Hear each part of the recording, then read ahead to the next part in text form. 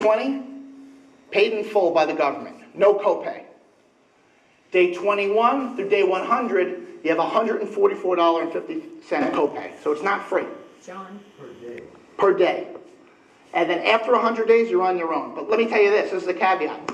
Once you start rehabbing and you plateau, they take you off the Medicaid system. If you're not showing progress, and they document in the nursing notes, we have to take you off the program. Medicare will not cover you. So if you're not progressing and you get stuck and you're plateauing and you're not going any further, guess what? You're off the Medicare system, and now you're either paying privately or you flip to the Medicaid system. Okay? Is this confusing you? All right, it's a lot. That's why I wrote down all these notes, but I'll be here to explain a lot to you after. Medicaid is an entirely different program. It's a needs-based program that needs to qualify for. My suggestion, you get an elder care attorney. It's worth it. They charge probably anywhere between $5,000 and $10,000, depending on what you have.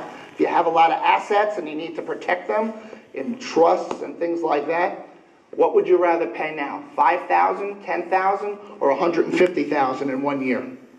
I would make that trade any day. I would pay $5,000 or $10,000 to save $150,000, wouldn't you? Something to think about. All right? I don't want to interfere with the auction. Let's go buy some cakes. If you have any questions, I'm here. I'll answer all your questions. Come out and see us out in Stony Brook. We're not the VA at Northport. We're on the campus of Stony Brook. We're right by University Hospital. The VA does not accept Medicare. How come you guys accept? We are completely different. That's why. We are a state facility.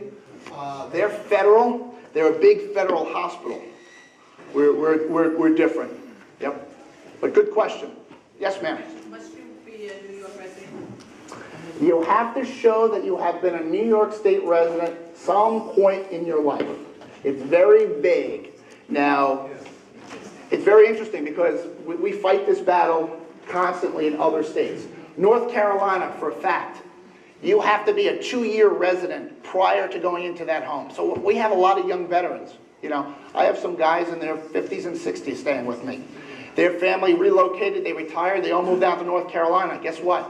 Dad can't go down to North Carolina because we can't establish a residency for Dad. He needs nursing home care, which we think is really unfortunate because, you know what, Dad didn't fight for New York. Dad didn't fight for North Carolina. He fought for the United States Army the last time I checked. So that's a bill that we're trying to push in Congress to eliminate that state requirement. Every state is different. New York is a little more flexible, but that's a great question. All right.